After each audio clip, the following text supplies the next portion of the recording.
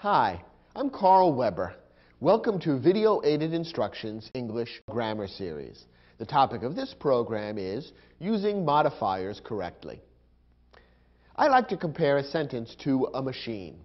Now, every machine has a purpose: to dig holes, to produce goods, to transport passengers. The purpose of a sentence is to convey meaning from one person to another. Now, like most machines, a sentence is made up of various parts. They're called the parts of speech. Nouns, pronouns, and verbs are three of the most important parts of speech. Think of them as crucial parts of the machine, like the engine and transmission in your car. In this program, we're going to look at a different part of the sentence. Our topic is modifiers. These are words or groups of words that add information about the nouns, pronouns, and verbs of the sentence. Modifiers give a special spin to the sentence. They add color, vividness, and interest. Think of modifiers as being like the chrome trim, the tinted windshield, and the CD player in your car. They aren't as important as the engine or the transmission, but they make the car a lot more fun to drive. In this program, we'll look at some of the basic principles for using modifiers correctly in the sentences you write. Are you ready? Then let's get started.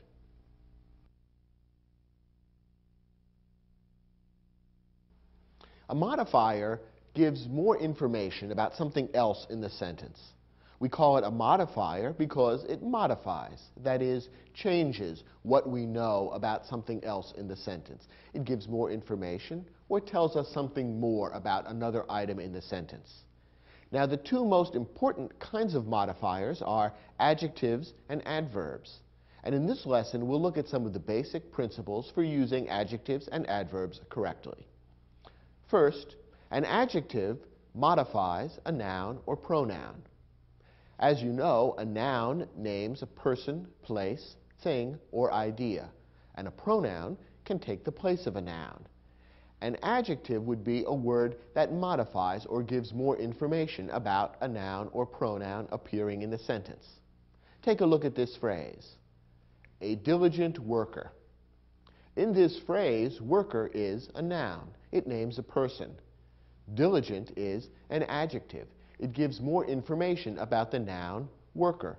It tells us what kind of worker: a diligent worker. That is, a worker who works hard.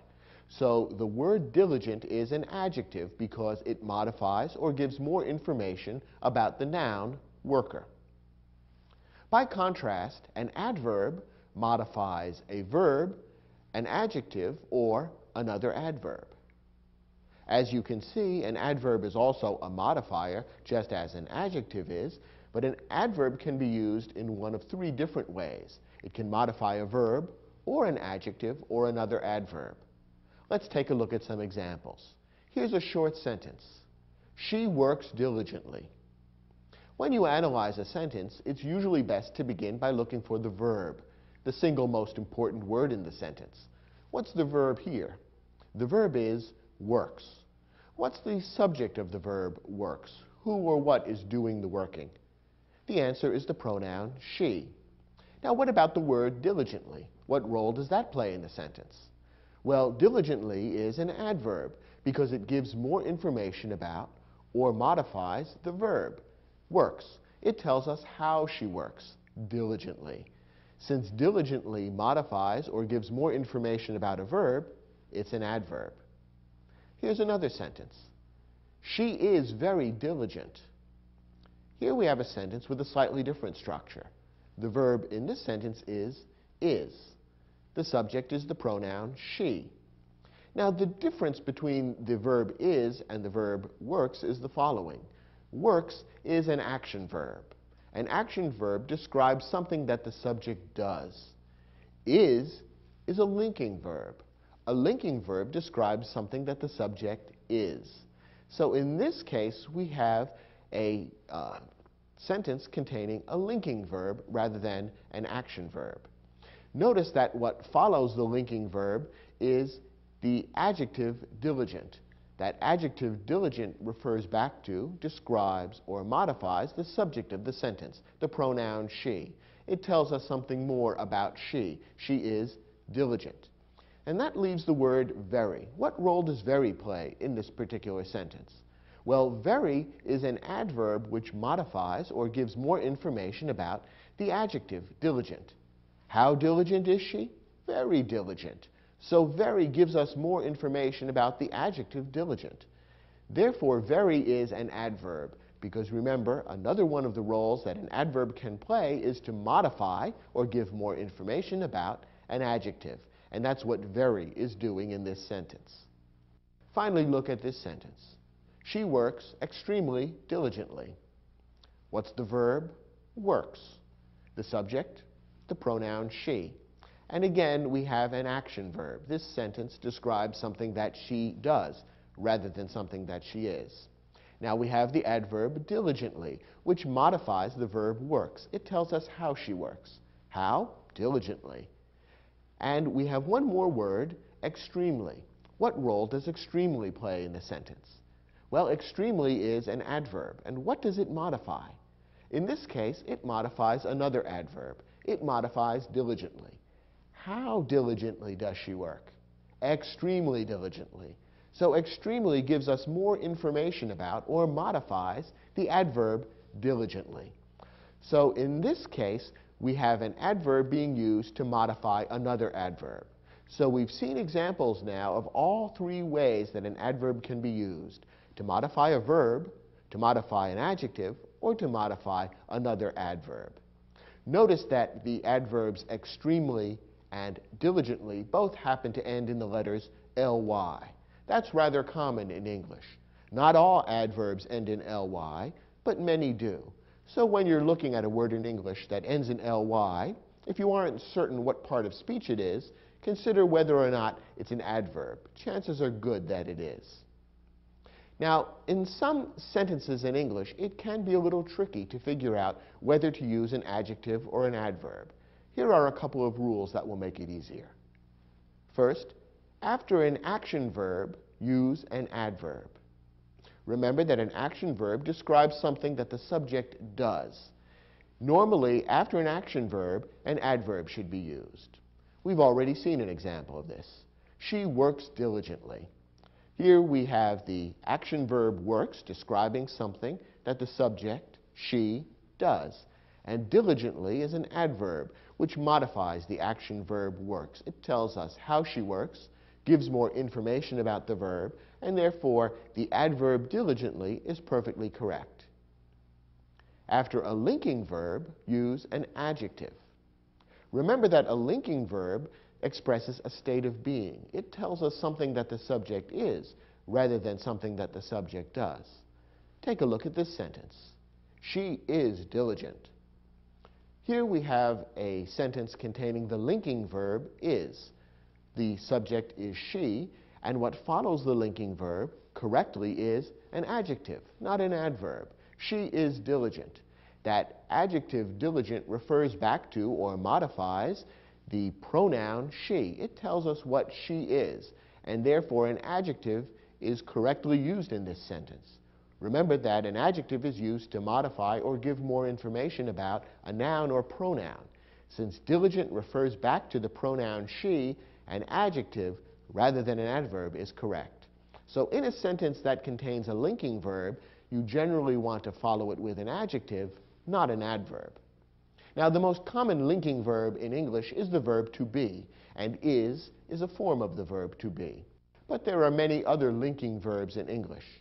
Looks, seems, appears, feels, sounds. All of these can be linking verbs. To determine whether or not a verb is being used as a linking verb or an action verb, stop and ask yourself, is this sentence describing something that the subject is doing, or is it rather saying something about what the subject is? If the latter is the case, then the verb is being used as a linking verb and should be followed by an adjective. So, for example, if the sentence, she is diligent, instead used one of these other linking verbs, the adjective diligent would continue to be correct. She looks diligent. That's really saying something about what she is rather than what she does. So looks is a linking verb, and diligent, the adjective, is correct. She seems diligent. She appears diligent. She feels diligent. All of these are linking verbs. They're all describing something that she is rather than something that she does. And therefore, the adjective diligent is correctly used. Now, there are a couple of specific modifying words in English that can be tricky because of adjective and adverb confusion. And we'll take the next few moments of this lesson to explain the rules for using these words correctly. One somewhat tricky word in English is the word well. It can be used in a number of different ways. Well can be a noun, for example. It's a hole in the ground from which you get water. A wishing well, for example. Well can also be used as an interjection. That's a word that's very loosely connected to the rest of the sentence. Sometimes you'll hear people begin a sentence with the word well. They'll say something like, well, I think it'll rain later on today. In that sentence, the word well is simply being used almost as a space filler and doesn't have any particular meaning or any grammatical connection to the rest of the sentence. So well can be a noun, and it can be an interjection. In this lesson, we're not going to deal with either of those two uses of the word well. Instead, we're going to talk about how well is used as an adjective or an adverb. What makes it tricky is that when well is used as an adjective, it has a different meaning from when it's used as an adverb. Here's the explanation. When well is used as an adjective, it means healthy. When it's used as an adverb, it means in a good way. It's important to keep these two meanings separate and distinct in your mind. Here are some examples of the correct way to use the word well. The patient looks well today. What's the verb in this sentence? Looks. The subject, patient. Now, is looks in this sentence an action verb or a linking verb? Is it describing something that the patient is doing or something that the patient is? Well, if you think about it, this sentence is really describing something that the patient is. It's not telling something the patient did, but rather that the patient is or seems to be healthy. So the patient's state of being is being described, not an action that the patient is undertaking. So looks in this sentence is being used as a linking verb. What follows a linking verb should always be an adjective. And remember that the word well, when it's used as an adjective, means healthy.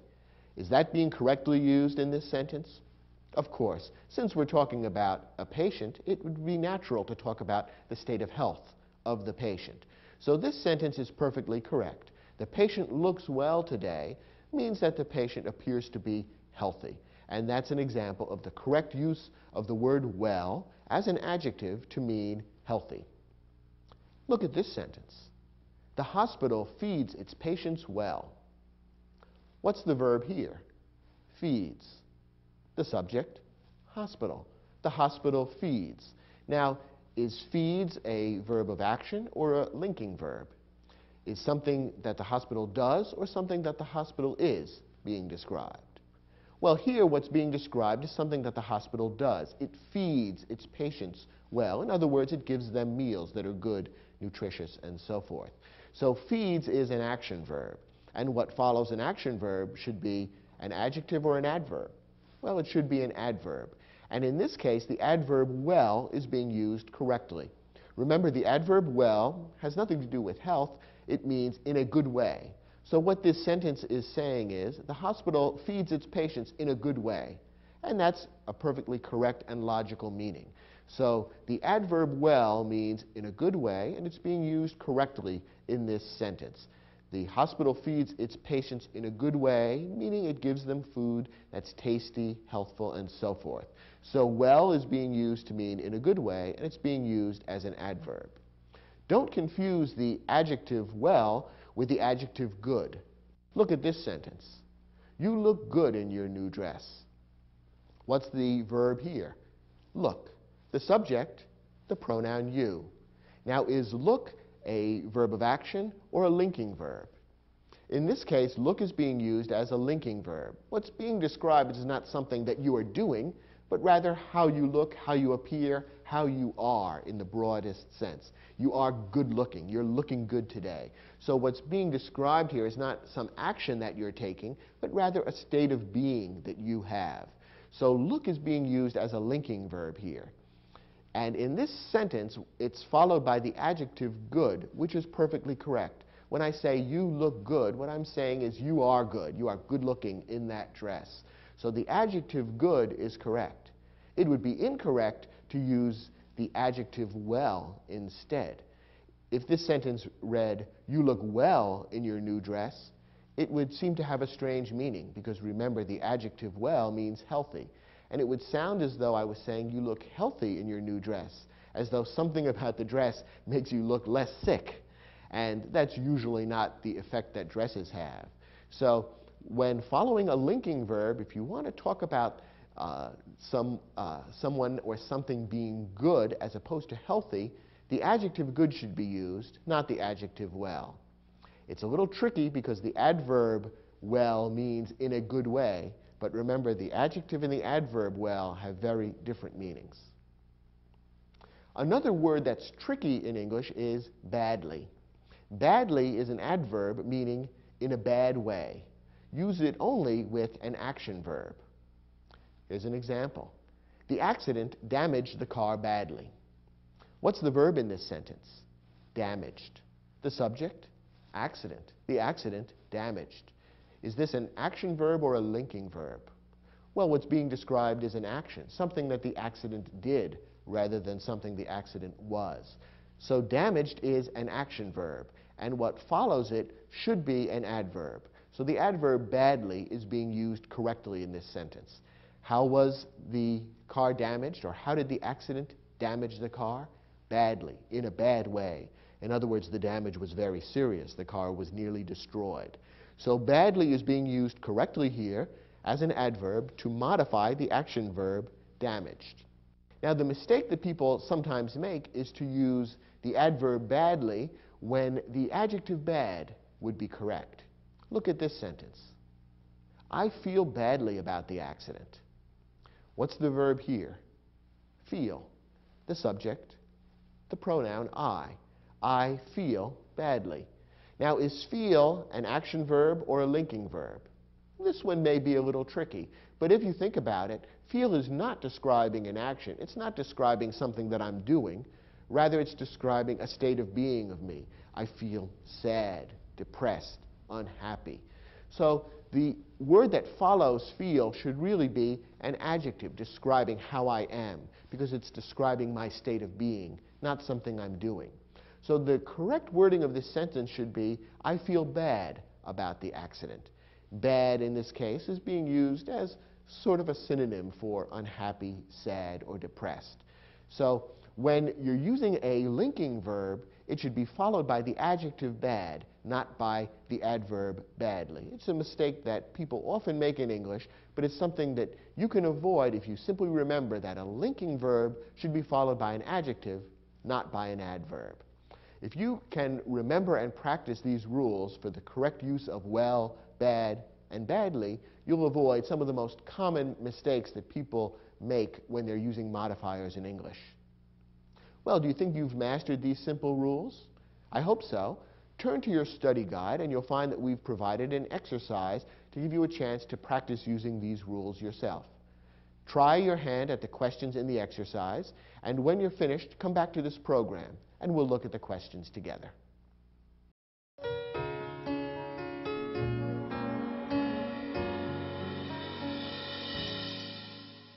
In each of these sentences, a modifying word has been underlined. Your job is to decide whether the modifier is correct, and if it's incorrect, to decide what modifier ought to be used instead. Let's take a look at the first sentence. Glancing at himself in the mirror just moments before the job interview, Enrico felt well about his appearance. And the word well is underlined. You recall that the word well is one of those tricky words. It can be used as either an adjective or an adverb, and its meaning differs depending on which it's being used as. Now, in this particular sentence, how is the word well being used, as an adjective or an adverb? That depends on the verb that it's near. So let's take a close look at that verb. Enrico felt well about his appearance. What's the verb here? The verb is felt. The subject is Enrico. Enrico felt. Now, is felt being used as an action verb or a linking verb? Is it describing something that Enrico is doing, or is it describing something that Enrico is, a state of being of Enrico? There's really no action being described here. Instead, we're being told something about what Enrico is. That is, how he feels, his state of mind, his state of being. So felt is a linking verb in this sentence. And with a linking verb, you would always use an adjective, not an adverb. Therefore, well should be used here as an adjective. And if that's the case, is it the correct word or not? Is it the correct adjective? Remember what well means when it's used as an adjective. It means healthy. So the sentence now appears to be saying Enrico felt healthy about his appearance. Does that make sense? Not really. We know what the author is really trying to say. Enrico felt good about his appearance. If you want to use an adjective with the linking verb and your intention is to convey the meaning good, then you have to use the adjective good rather than the adjective well. Well can only be used as an adjective to mean healthy. So in this case, the modifier well should be changed to good, and that would make the sentence correct. As originally written, it's incorrect. Take a look at the next example. The chef's hands moved quick as she demonstrated the proper technique for dicing onions. Here the modifier quick is underlined. Now, is quick an adjective or an adverb? If you think about it, you can realize that quick is an adjective.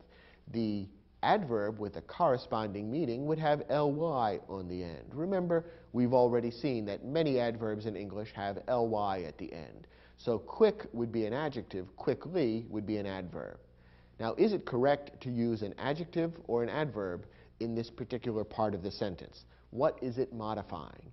Well, it's modifying the verb moved. It's telling how the chef's hands moved. And is moved an action verb or a linking verb? Is it describing an action or a state of being? Well, clearly the verb moved is describing an action. You can see her hands moving just by imagining what's going on when you read this sentence. So moved is an action verb, and therefore it should be followed by an adverb, not an adjective. So the modifier quick is incorrect. Instead of the adjective quick, we want the adverb quickly, and that would make this incorrect sentence correct. So quick, the adjective, should be changed to the adverb quickly. Next question. Although Jason seems happy about moving to California, he admits that he will miss his friends in Minnesota. Here the modifier happy is underlined. Now, is happy an adjective or an adverb? Happy is an adjective. It's the kind of word that you would normally use to modify or add information about a noun or a pronoun. A happy camper, for example. Happy is an adjective modifying the noun camper. Now, is an adjective or adverb correct in this particular sentence? What is being modified by the adjective happy? Well, let's look at the verb that's nearby. It says, although Jason seems happy about moving to California, the verb is seems. Now, is seems an action verb or a linking verb? Is it describing something that the subject Jason is doing, or rather something that the subject Jason is? Well, it's a linking verb. It's describing something that Jason is rather than something that Jason does. Jason seems happy means almost the same as Jason is happy. Seems is a linking verb, and remember, a linking verb would normally be followed by an adjective, not an adverb. So the adjective happy is correct in this sentence, and therefore the sentence is perfectly correct as written. The sentence contains a linking verb which should be followed by an adjective, and it is. So this sentence is correct. Next example.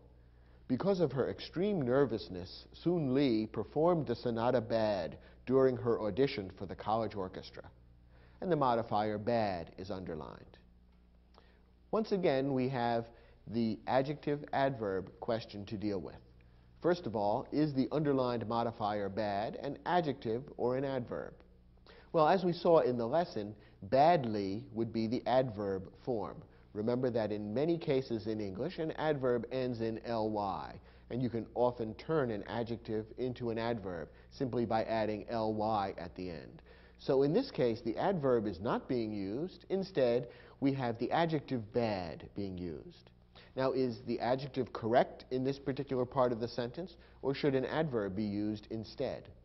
Let's look at the context, and in particular, let's focus on the verb. It says, Soon Lee performed the sonata bad. What's the verb there? The verb is performed. The subject is Soon Lee. Now, is performed an action verb or a linking verb? Is it describing something that Soon Lee did or something that she was? It's describing something that Soon Lee did. Performing the sonata is an action. So performed is an action verb. And remember that an action verb needs to be followed by an adverb, not an adjective. So this sentence is wrong as written. The adjective bad is incorrect. Instead, the adverb badly should be used, and badly would modify the action verb performed. So to correct the sentence, you would want to make it read, because of her extreme nervousness, Soon Lee performed the sonata badly during her audition for the college orchestra. Next example. The team doctor decided that Mona was well enough to play in Saturday's championship game, and the modifier well is underlined. Remember that well can be used as either an adjective or an adverb, and that its meaning will vary depending on which way it's used. In this sentence, which way is the word well being used? Let's look at the context. We're told that Mona was well enough to play in Saturday's championship game. What's the nearby verb? The verb is was. And is was an action verb or a linking verb? Well, was is a linking verb. In fact, it's a form of the most common linking verb in English, the verb to be. What's being described here is not an action that Mona is taking, but rather a state of being, something that Mona was rather than something that Mona did. So was is a linking verb, and what follows a linking verb should be an adjective, not an adverb. All right then, if well is being used as an adjective, is it the correct word in this context? Remember that as an adjective, the word well means healthy. So the sentence is saying Mona was healthy enough to play in Saturday's championship game. Does that make sense? Of course, because we're being told that the team doctor made this decision. The doctor, of course, would be concerned with Mona's health, and therefore well makes sense. It's the correct word grammatically because the adjective fits logically into the sentence, and it's the correct word in terms of its meaning because health is what is being discussed here. So for this last example, the sentence is perfectly correct as written.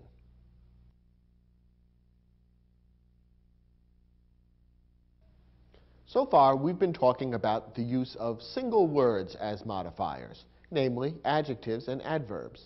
Sometimes groups of words can be used as modifiers, specifically phrases and clauses. Now, if you've watched the program in this series that deals with sentence structure, then you're familiar with phrases and clauses. Both phrases and clauses are groups of words. The main difference between them is that a clause contains a subject and a verb. And a clause can be either an independent clause or a subordinate clause. A subordinate clause can't stand alone as a sentence. Now, as we'll see in a moment, both phrases and subordinate clauses are often used as modifiers in sentences. In other words, they give more information about something else that appears in the sentence. In that sense, these phrases and clauses are being used very much like adjectives and adverbs. And there are a couple of special problems that can sometimes arise when phrases and clauses are used as modifiers. First, let's look at a couple of examples of how a phrase and a clause can be used as a modifier. Take a look at this sentence. Running to catch the bus, I tripped on my untied shoelace. Now, what's the main verb in this sentence? It's tripped. The subject is I, the pronoun. I tripped on my untied shoelace. That's the main action of the sentence. The sentence begins, however, with 5 words that are set off by a comma, and they form a separate phrase, running to catch the bus. Now, what's the function of this phrase in the sentence? What role does it play? Well, if you think about it, what this phrase does is it modifies or gives more information about something else in the sentence. Namely, it gives more information about I. What was I doing? Running to catch the bus. That entire phrase there tells something more about the pronoun I. It describes what I was doing at the time of the accident, of the tripping. So running to catch the bus is acting, the entire group of words is acting in a sense as an adjective. It's a modifying phrase, and the whole group of words refers to, modifies, or gives more information about I in the sentence. So this is an example of how a phrase in a sentence can act as a modifier. Very often, when a sentence begins with a group of words like this, set off by a comma, it's acting as a modifier. And as we'll see in a moment, it should be near to or next to whatever it's modifying. Take a look at this sentence for a somewhat different example. The food was spoiled because it had been left on the table overnight. Now, this sentence contains two different verbs. First, we have the food was spoiled.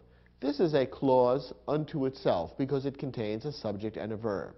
The verb is was spoiled, a two-word verb phrase. The subject, food or the food. So the food was spoiled is a clause. It could even stand alone as a sentence. But then we have another clause.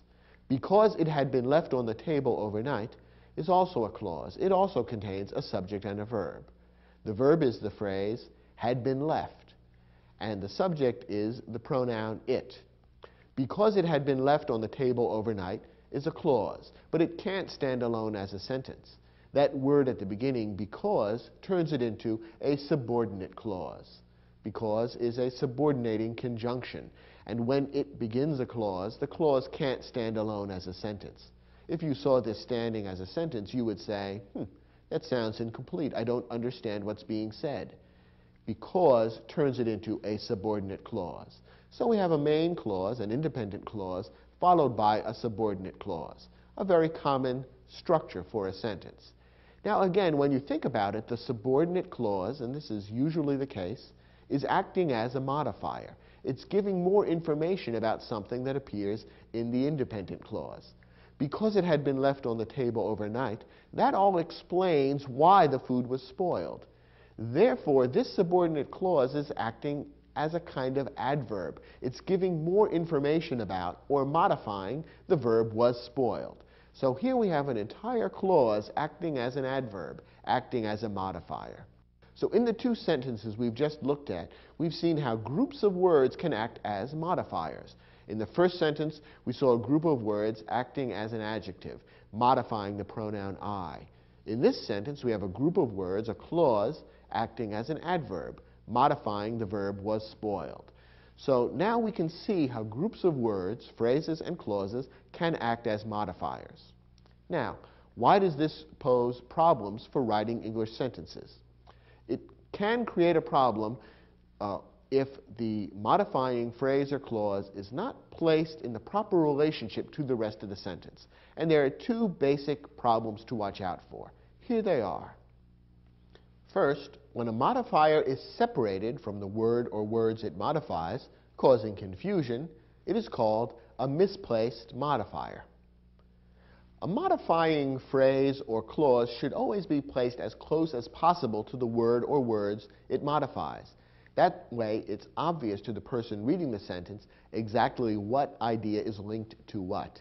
When the link is not clear, when the two things are not placed close to one another, then confusion, even momentary confusion, arises, and the sentence is considered wrong. And then we have the problem of the misplaced modifier. Take a look at this sentence. Painted bright yellow, the decorator selected a new cabinet for the kitchen. Now this sentence begins with a modifying phrase, painted bright yellow. Very often, as we've seen, a modifying phrase appears at the beginning of the sentence, and it's usually set off by a comma from the rest of the sentence.